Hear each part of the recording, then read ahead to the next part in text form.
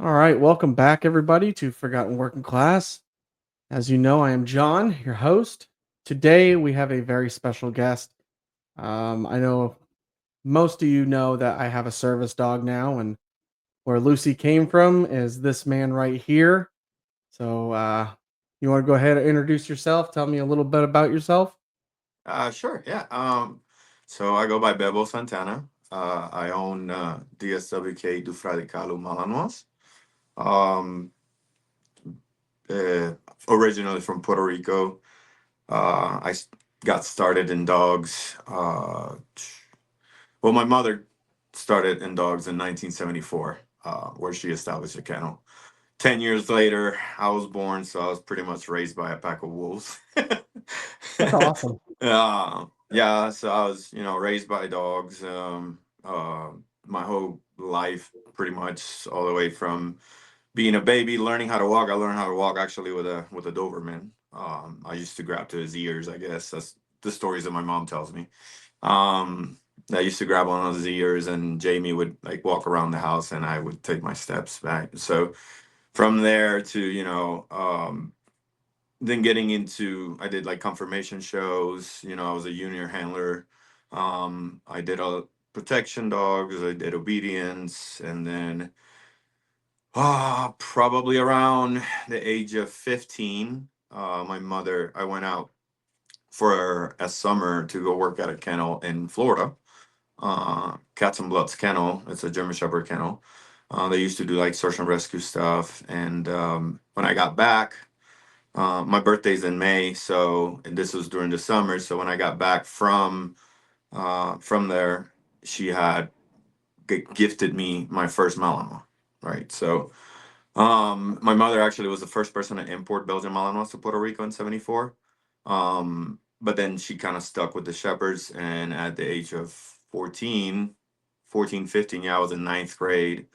Um, I had my first Mal, and her name was Kiara Firefox Linda. She came from Slovakia.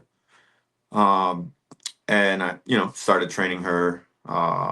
Did a bunch of stuff with her, and then 2 years later, when I was 16, I had my first litter of Malinois, which it was Kiara and Marco. So Marco des Compagnons was a little 45-pound Malinois that belonged to my friend Dean Rivera. And we did our first breeding, and I had 16 puppies. Damn. So I was 16 years old with 16 puppies and rotating dogs throughout the night while all the kids were out hanging out with their friends doing sports. I'm over here getting up every 2 hours, bottle feeding, supplementing, and they all survive, which was the crazy part, right? They all That's survived. amazing.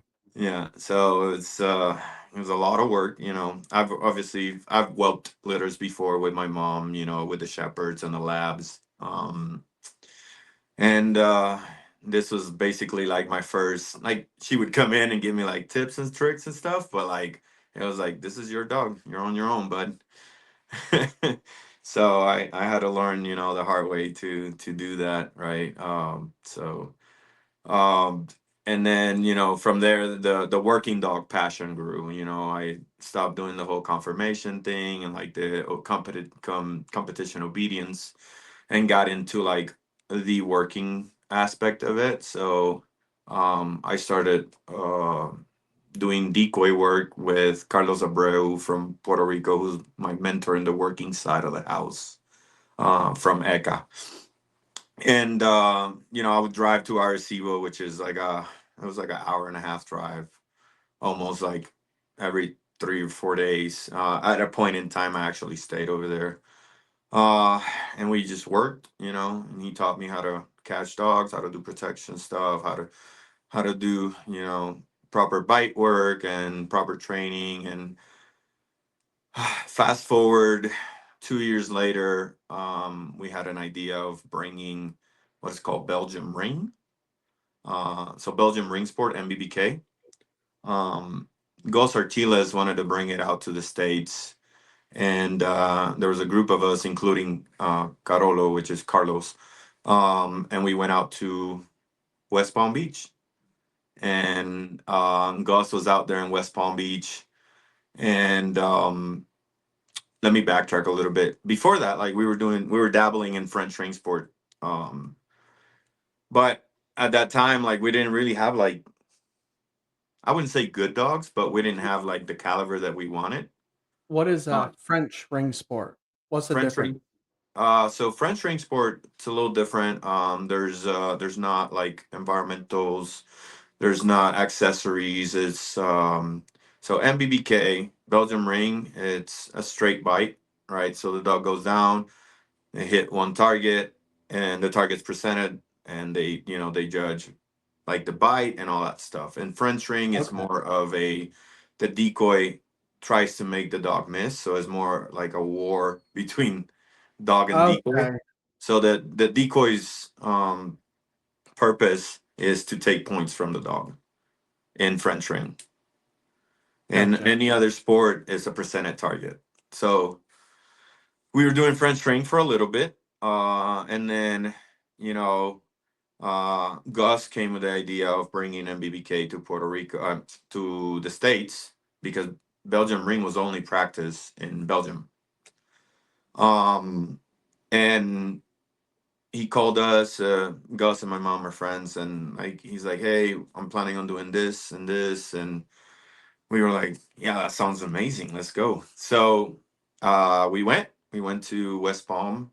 Uh, we learned how to decoy the NBBK style, and then we got certified. Jermaine Powell's, the president, still current president of MBBK, came down with a few judges and a few competitors to West Palm Beach, and we had this big, exercises, and like it was like a week long of learning the MBBK decoy technique. And then at the end of that week, we did our certification. We got certified, and then at 18, basically, I was the first NBBK decoy certified in Puerto Rico and in the States at that time.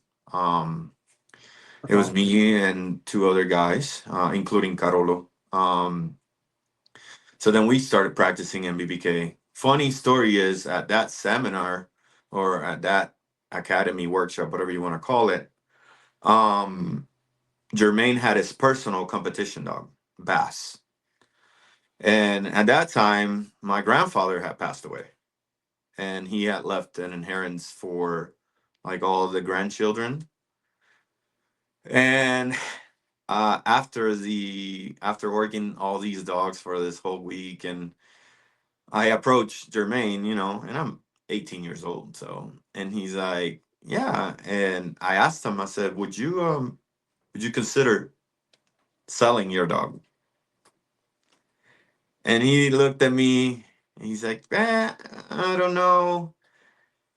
And then I talked to Gus about it, and I said, hey, I really want that dog. He's like, it's not gonna be cheap. I said, it's fine. I want it. I just gotten the inheritance, like, and they called my mom, and they're like, hey, are you okay with this? And my mom was like, do what he wants. It's his money. And I ended up buying Boss for 7 grand back in 2000. So we talk about 25 years ago. Yeah. And I paid 7 grand for that dog. So then I became the first person to import a Belgium MBBK dog into the island. Um, and then I try to convert the dog. We try to do some MBBK in the island. It didn't really take off. Like the sport didn't really get any traction. So here I am, 18 years old with this dog that it's fully trained, it's teaching me all kinds of stuff, and really don't have much to do in the island. So then we decided to go back to ring sport. So I tried to get the dog converted from MBBK into French ring sport in the island. Um, and shortly after, probably like a year after, I turned 18 in May. so sorry. Let me backtrack. This was a 17. At 18, I turned 18 in May, and then in June I left for the army. So I had the dog for a year, and then I left to go to join the army. My daughter was born in June, and I was like, well, this dog thing, like, it's good, but it's not enough to support my daughter. I gotten into some trouble, and I needed to leave because if not, it was gonna get worse. So I left, joined the army, went to basic, and then my first duty station was Germany. I was in Germany for 2 years, 2.5 years almost. And then after I left Germany, I got orders to go to uh, Fort Irwin. When I got to Irwin, I obviously I got out of dogs for that little bit that I was in the Yeah. beginning of the army. So when I got to Irwin, I started sorting out to like people that had puppies from my lines. I did a couple breedings with Bass and Kiara, and a couple breedings with Kiara and some other dogs in the island that came from France. So I started like sorting out, those dogs to kind of reestablish the program. And then, I got Maui, and Mako. Mako, it's the dog I have tatted on my hand. Um, and, I kind of restarted doing the program again. And, the rest is pretty much history. From Irwin, I went to Fort Hood, deployed to Iraq, had to send the dogs back to my mom. Yes, you were still in the army and doing the dog thing at the same time. Right. So I took a break about I took a break about 4 years from the dogs. And then when I got to Irwin, uh towards the end of being in, I would say probably a year before I left Irwin, is when I finally got some of my dogs back and kind of started, doing that. Was training with a guy in the high desert. His name was Bruce Babbitt. May he rest in peace. He a crazy little old guy, and it's the only one I could find in the area. While I was stationed in Irwin, the Marstock guys were doing some training stuff in the box. Because Fort Irwin is a training base, it's not a like operational base, right? So it's not. Okay. Fort Irwin is where you go to train to get deployed. Okay. So Marstock was doing some training out there, and through the vet clinic, they went over there to the vet clinic on post, and they were like, "Hey, we're trying to find somebody in the kennels that can, help us out in the box as a decoy." And the lady at the vet was like, "Well, the kennels here don't really have a decoy, but we know of a guy that specializes in Belgian Malinois, and he works at the horse detachment, and because that's where I got put at the horse detachment." But that's another story. I'll go into that in a little bit. But so they went and sought me out. I went out to the box with them. My first sergeant gave me permission and did some work with them as a decoy out in the box. Um, and then that was that. Then so being in an army in Fort Irwin, I went in originally as OC, observer controller. And when I got there, I was there maybe during reception. I was doing in processing, and there was a questionnaire, and they were like, "Do you have any experience with donkeys, livestock, blah blah blah blah blah?" And I was like, "Why the hell are they asking this, right?" Yeah, a So I weird was like, question, "Yeah, right? I've done dogs and horses my whole life. So I used to rope in Puerto Rico. I used to do gymkhana. Like I grew up around horses and dogs. My mom, she was the director and assessor of the Mounted Police Department in Puerto Rico for 27 years. That's So, awesome. I grew up in horses and dogs. And next thing you know, I'm getting a phone call from the horse detachment. They're like, "Hey, we want you to come interview." And I'm like, "Oh, okay." So I mosey my butt up there to the stables, and they sit me down, and they're like, "All right." They give me equipment, and they're like, "Hey, put a saddle on this horse." And I was like, "Okay." And I guess this was their test to see if I knew how If you to, knew what you're doing. deal with a horse. And I was just full of shit while I was filling out the form. Um, so I did. I put the horse on a halter. I brought him out, tied him up, put a saddle, bridle him up, and they're like, "Okay, so you do know how to handle with the horse." And I was like, "Yeah." And then I was there, and the whole time I was there, I was in the horses action. We did like the Salinas Rodeo in California. We did Bakersfield Rodeo in California. We went to Vegas. We would do all the color guard stuff. We did Rose Bowl Parade. We did a bunch of TDY stuff. Norco Rodeo. Um, yeah.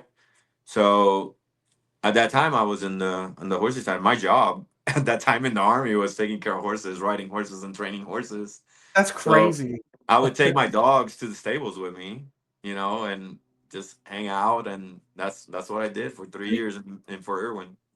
You didn't live on base, did you? No, I did not. No. So I lived in.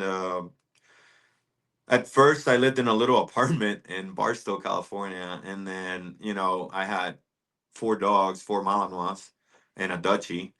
Um, The safest apartment in the whole place, huh? and the landlord was kind of cool about it, but then like I felt like it was just a small apartment, so we were all like crammed up. So I started looking for places that had like land, Yeah. and I found a place in Apple Valley, California, which it was a brand new built house, and it had a big yard. And moved there and put some kennels up there, and then I would just do training in my yard. It's a pretty big yard. It's a 3/4 acre. So in the desert, that's pretty big. Um, and I would just do training there, and then started taking clients over there or whatever. And then after Irwin, it was all said and done, and I got orders to go to for Hood. And when I got to Hood, the moment I got there, they were like, "Hey, you're going to Iraq," and I was like, "Great." So I got to Hood. I called my mom. I'm like, "Hey, you got to take Mako. You got to take Maui. You got to take Gap." And she's like, "Oh, okay, cool." So I take the dogs back um, to Puerto Rico, get back to Hood, deploy. Uh, Funny enough, our flight was uh, in September, um, and it was September 11. We were flying out. Fucking Yeah, ironic, crazy, right? crazy, crazy Jesus, day to fly out man. to Iraq, Yeah, right? right? God. Yeah. So we fly out to Iraq, or we went to Kuwait first, Camp Buring. We stay there. We kind of did in processing, and then we went to Iraq. It was supposed to be a 9-month deployment. When we got there, then they told us it was going to be a 12-month deployment. Uh, and a month or so before we're leaving, they're like, "Hey, you're getting extended." So we actually ended up doing 15 months in Iraq. Jeez. I mean, we, got into it. That's when I first got my first Purple Heart was in Iraq. So after we found out, which is crazy, after we found out that we got uh extended, we were supposed to come back September like 9th or 10th. We were supposed to fly to Kuwait and back to the States.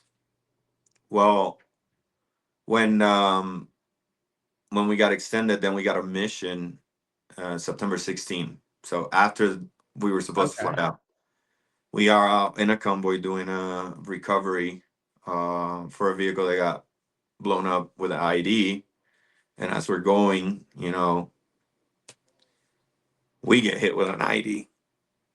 So uh, I'm not really going to go into details about it or whatever. Y Yeah, you don't have to. But we get hit, Totally get pretty understand. bad, whatever. We get into a firefight, return fire, all that stuff. And But the crazy part about it is that it happened after we were supposed to be already gone. So Yeah. the first portion of the deployment, we conducted missions, a ton of missions, and like yeah, we got into little like firefights here and there, but nothing really like serious. Um, and then we redeployed back, uh, got back to Hood. Then from Hood, I ended up going to Fort Stewart, and then from Fort Stewart went to Benning. Then, while I went to Stewart, in Stewart, we got deployed with, so we did a bunch of training with Third Group, and we were doing village stability operations. So the whole battalion got divided into teams, VSO teams. So it was like an infantry plus squad. So you had a full infantry squad. In addition, you had a cook, a medic, a fister, a forward observer, and a mortar team. Okay. And then so that team, that VSO team, got attached to a ODA, Operational Detachment Alpha, from Third Group, right? So we operated in Afghanistan with two ODAs. We operated with 3134 and 3115.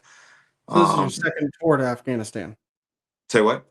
That was your second tour to Afghanistan? That no. So my first tour was Iraq. My second tour was Afghanistan. My bad. So So my second first tour tour to was a 15-month deployment to Iraq, and then my second tour was a 9-month deployment to Afghanistan with Third Group, while I was with Third ID. So Okay. we were doing village stability operations. We were VSO 8. That was my squad. And like I said, it was a squad. It was an infantry squad plus. So you had like a full infantry squad with two teams, and then you had a cook, a medic, and FO, and a mortar team. So an additional like um, an additional five bodies, basically enhancing the operations of the ODA, of the Operation Detachment Alpha. Um, and there, you know, we got into some stuff that I can't really, go into, Yeah. but came back safe and sound. Uh, we lost two people from the battalion, Aaron Whitman and Chad, uh, f- friends of ours, and then you know, from there we came back, redeployed back to the States.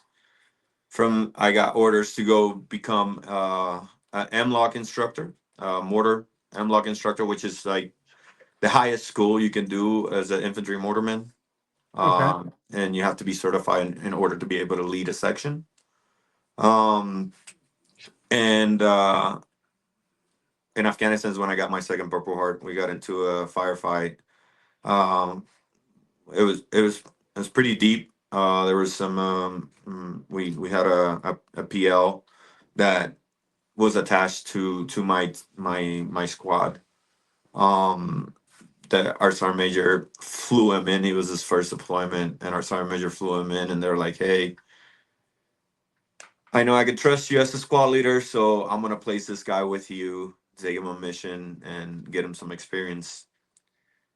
And he got some experience, all right. Uh, we I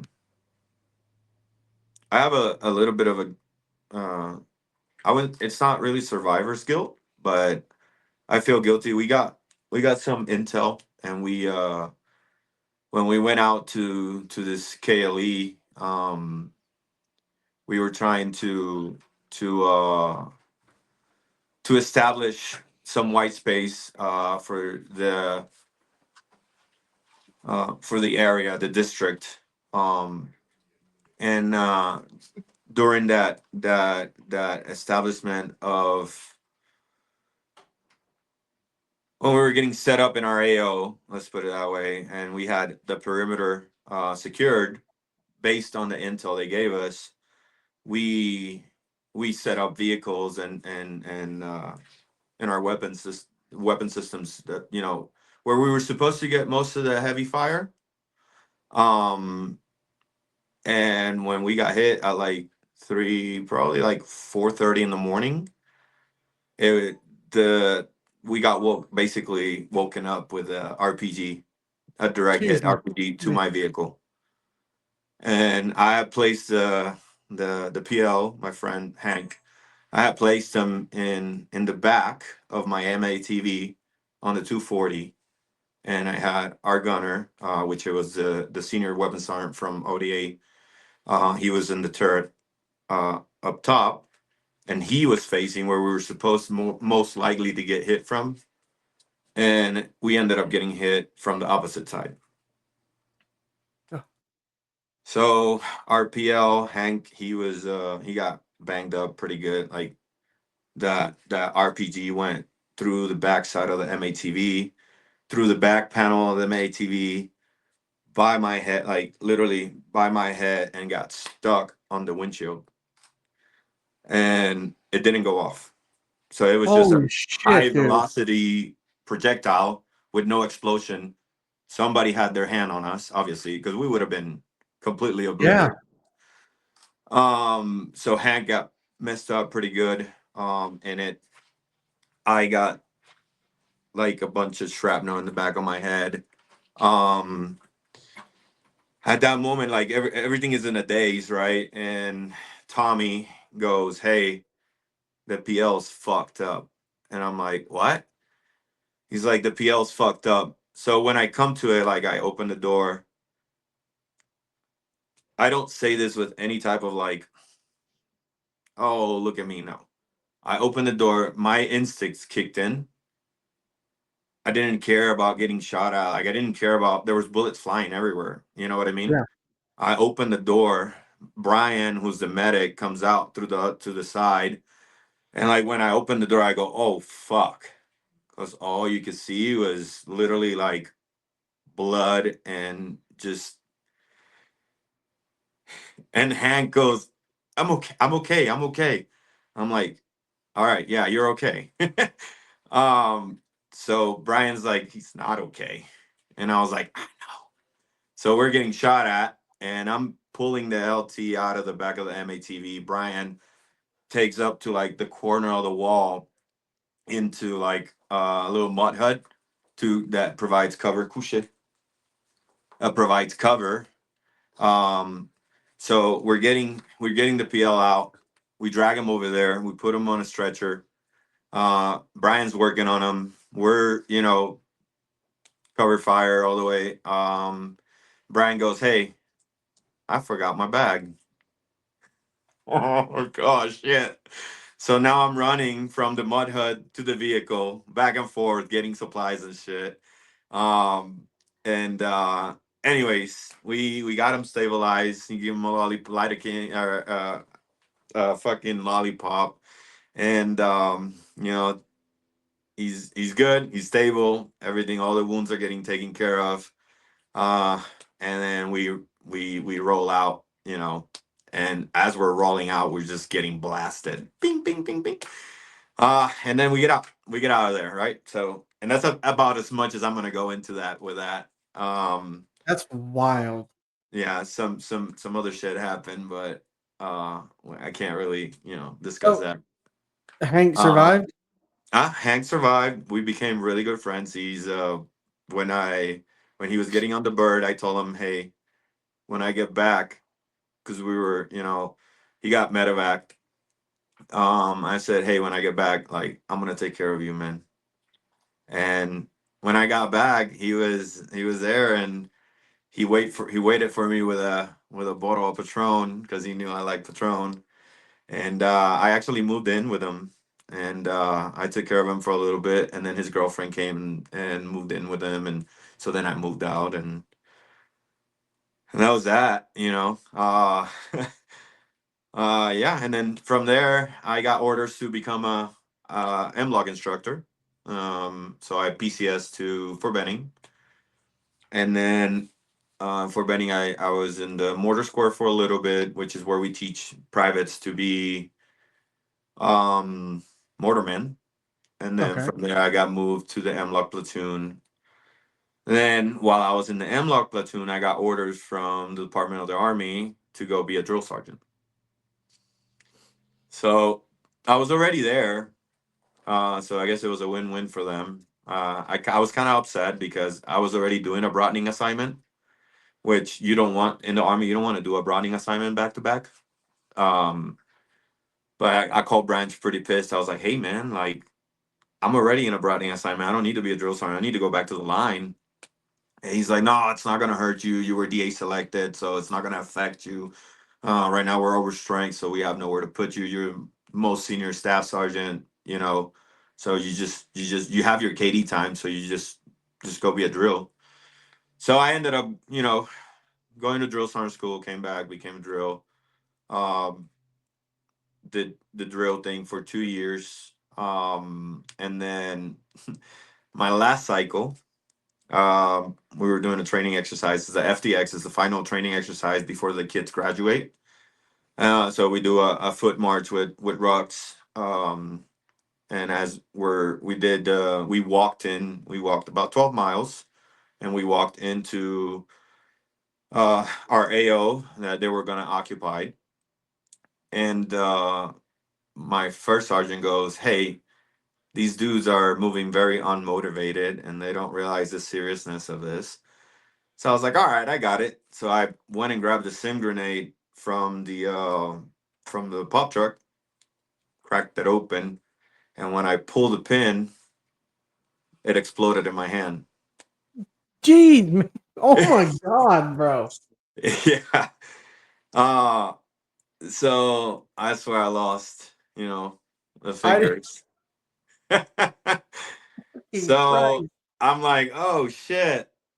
So I go down to my knees because all I see is like just Blood and just your hand mangled. yeah. Yeah. I couldn't hear shit. My ears bleeding. My whole arm is burnt. My fucking I didn't realize my fingers were missing until like later, but like I grabbed fucking tourniquet, I just put it on. I'm screaming, but I'm like in shock, like Yeah. what the fuck just happened? So I like get on my knees. I'm like, "Hey, we need a real live medevac." And because they thought it was a training, like they thought I was yelling based on like I was acting, the training. Yeah, you're And I was like, like, "Oh, "No, it's all bro, fake." like this is for real. My fucking hand, bro." So I like take my rock off. I get down on my knees. I fucking put a tourniquet on it. Uh, I get medevac to Piedmont in Columbus.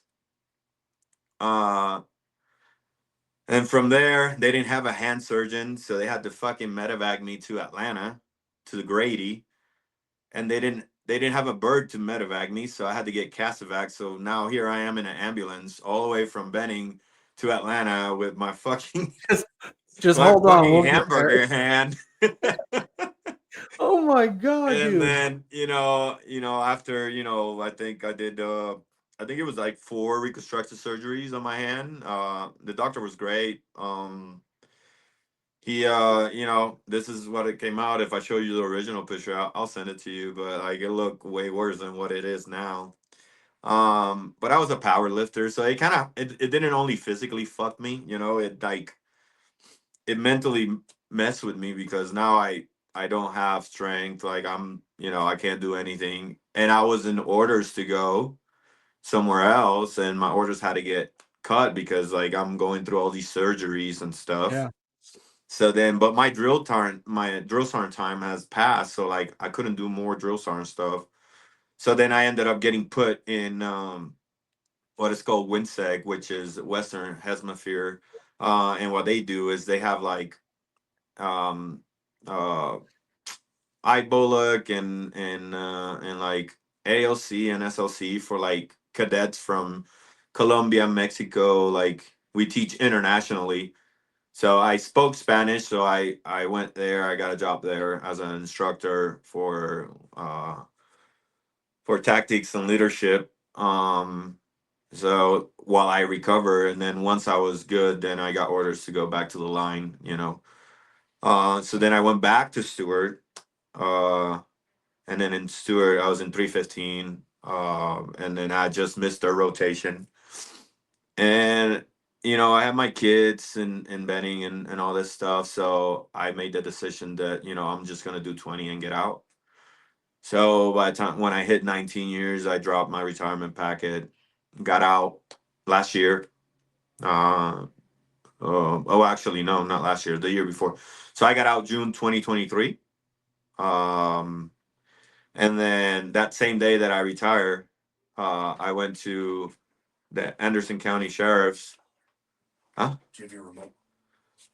I went to Anderson County Sheriff's and got into the department there as a canine handler. The same day I retired from the army. That's wild. And then in July I went to the academy, graduated in September, and was with them for a little bit. Then I was going through like a custody battle, and like I just didn't have time to do it. So I resigned in December, and I just recently decided that it's time to get back on the force because I'm got all that stuff pretty much settled. So I'm actively seeking for a law enforcement job at the moment.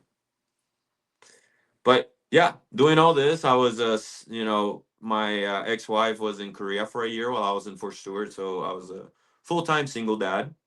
I had 15 dogs. I had 10 clients, and I was active duty army, so doing all that, my day would start at like 3:30 in the morning. I would do the pet client dogs, then I would go to PT. I would go take Diego to daycare and Kiki, and then I would go to PT, and then I would come back, let my personal dogs out to go potty and stuff, then go back to work. Then at lunchtime, I would train my dogs, my competition dogs, then go back to work, then get out, pick up the kids, take them home, make sure they were settled in, took showers, ate, and then I dealt with all the dogs, and then I would go to bed, put my kids to bed at like 8:30, and by like 11 ish, I was in bed, and then do it again every day at Dude, 3:30. you're hands down a true badass. Like you're incredible. I wouldn't call it No, that, but come on you now. just gotta Don't make it no. happen, man. Like when you get put in that position and you get put in, you have no other choice. Like, you know, you have to You're do it. right. You have to do it, and I did it. So now, obviously, slow down quite a bit. Like I'm not in the army. I'm retired. uh, you know, um, I have plenty of time to do the dogs. I have plenty of time to dedicate to my kids, which is my priority for retiring. Is just my kids are young. My kids were born in Hey, 2018. I retired when they were 5, so I didn't want to miss any of that stuff. So yeah, you got that's yeah, you did it right. yeah, Right, like that perfect timing right there. Yeah. yeah, That's awesome, dude. yeah. Now And then now here we are. and now I've seen that you're having your kids starting to work with the dogs too, right? Oh yeah, they love it. They love it. Well, and what I that's just like career wise or whatever. As far as like the dog goes, like I said, I've been in dogs my whole life. Yeah. Deployed for multiple operational units. I've done work for 375. I've done work for third group. I've sold dogs to police departments. I've done a ton of seminars for other departments. I've done troubleshooting seminars. I've been involved in the canine community. I've competed, I've titled over 12, 15 dogs in the past 7 years or so. I actively compete in French training. I'm a canine street league judge. Um, I compete in PSA as well. Shaka, Lucy's grandfather, he was national champion in 2021 in French ring too. Um, he was my patrol dog. Um, he's competed in Canine Street League. He's a PSA two. Well, he has his first leg of PSA two. So very very well versed dog, and he's super stable. Love my kids. Like he can be around any children.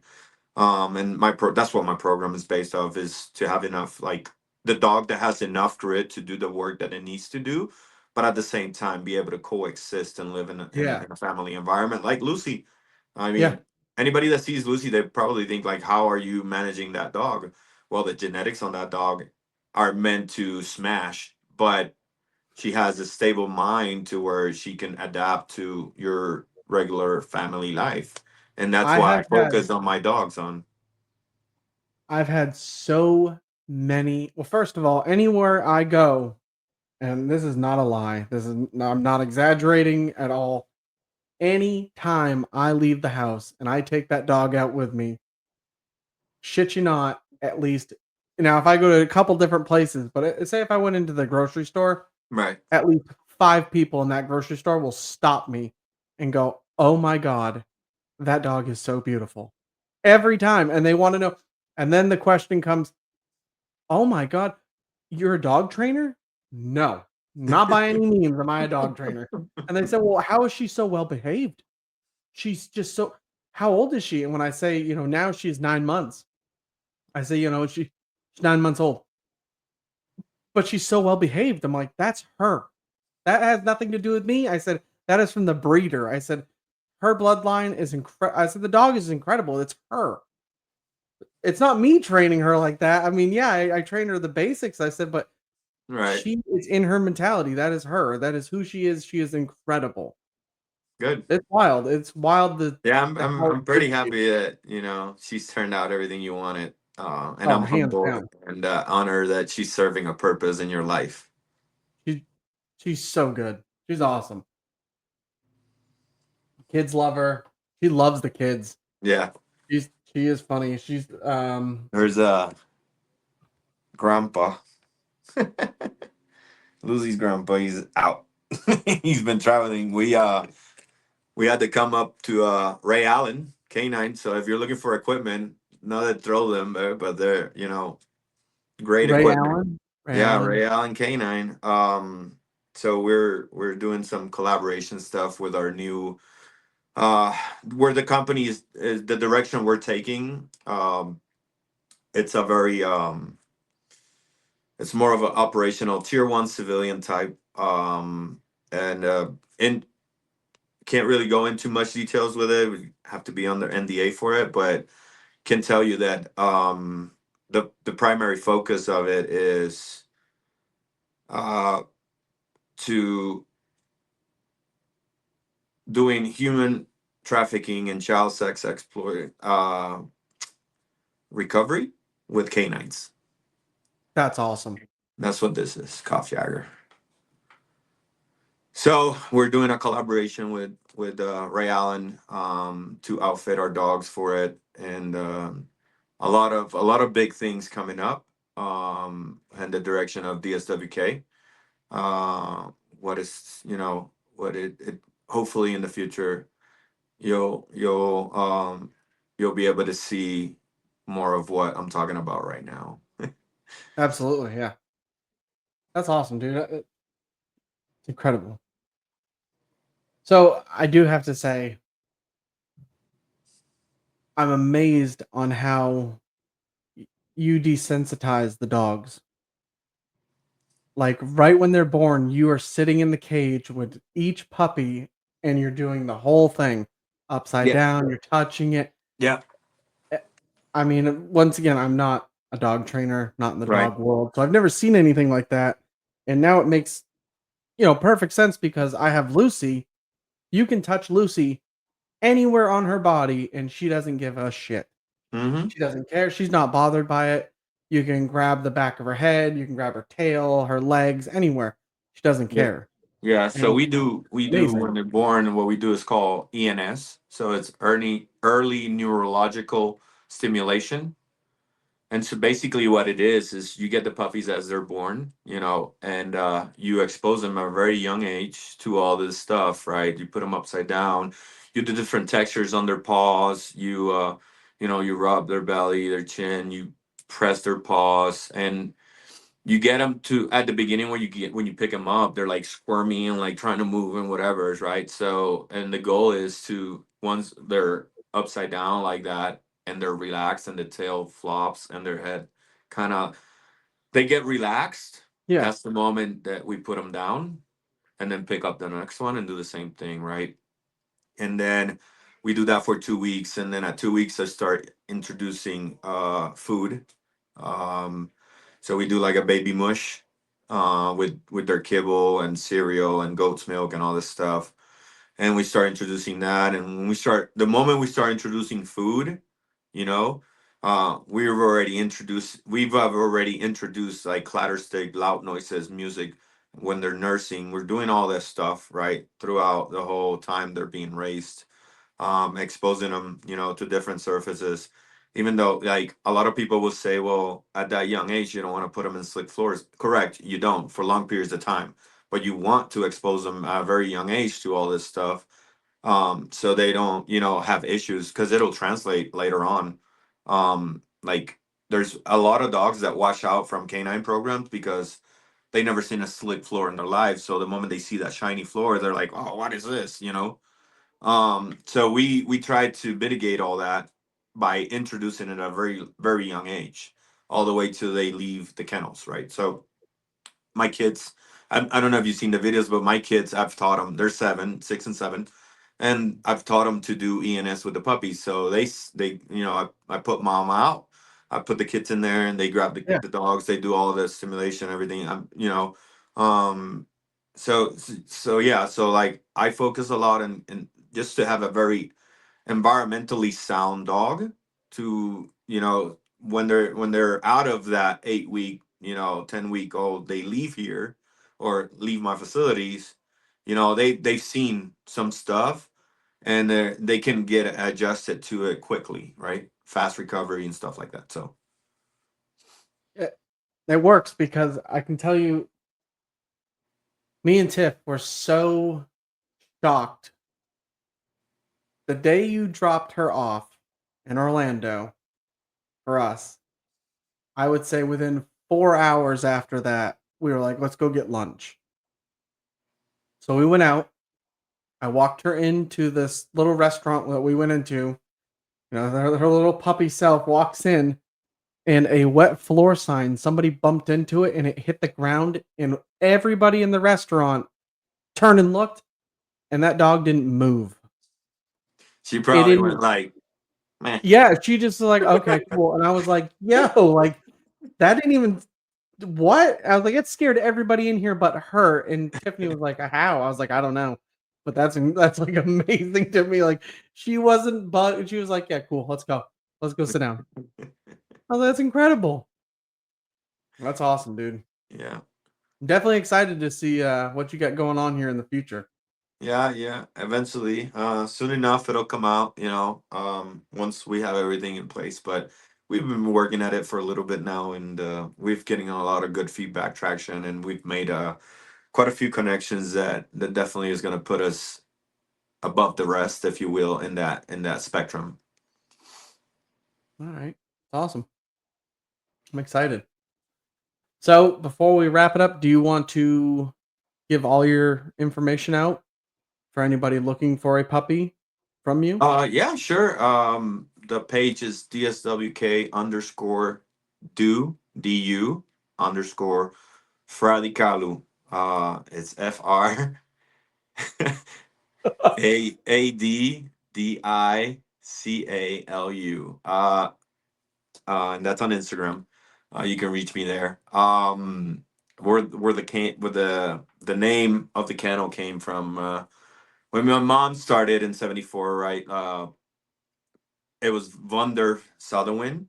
Um, and then when I took over the malinois, since at 16, I changed it to DE, so Des Sutherland.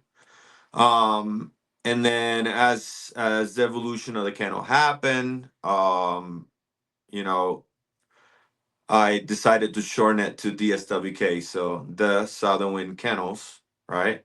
And then when my kids were born, I added, Du Fradicalu, which Du is from in French, and then Fradicalu, which is FR for Franco, AD for Arianes, my oldest, DI for Diego, which is my oldest boy. Yeah. So That's Fradi, awesome. and then CA for Carolina, which is Kiki, and then Lou, which is Luca, my youngest, who's a year old. So Fradicalu. So that way I keep the origins of the kennels where Yeah, my mom started, the Southern Wing Kennels, and then the future of the kennels, which hopefully my kids that's will brilliant. like it enough and take over the legacy. It looks like they already do like it enough. I mean, Oh they yeah, no, watch your they daughter swim both their they throat both and love puppies. it. You know, But all right, it was awesome having you on here. I really appreciate you it coming was on an the podcast. honor and a pleasure, and I appreciate. I feel very honored that you guys wanted to bring me up to the podcast. Absolutely. Um,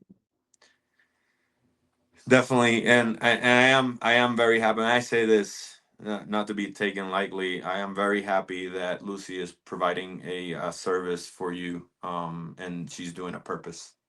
I, I'm hands down. I couldn't ask for a better dog. I have had plenty of dogs in my life. I've had pit bulls. My last pit was an amazing dog. Wasn't the nicest around other dogs, but he was a great dog. And when he died 2 years ago, I told Tiffany that I will not get another dog.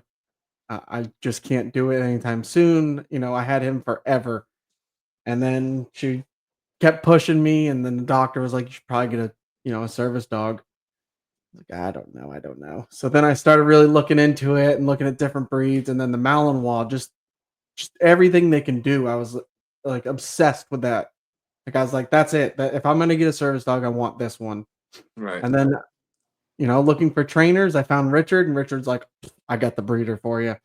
And then you sent her, and I really couldn't. I mean, I've never had an animal like this. She's so smart. Good. Very good dog. Good.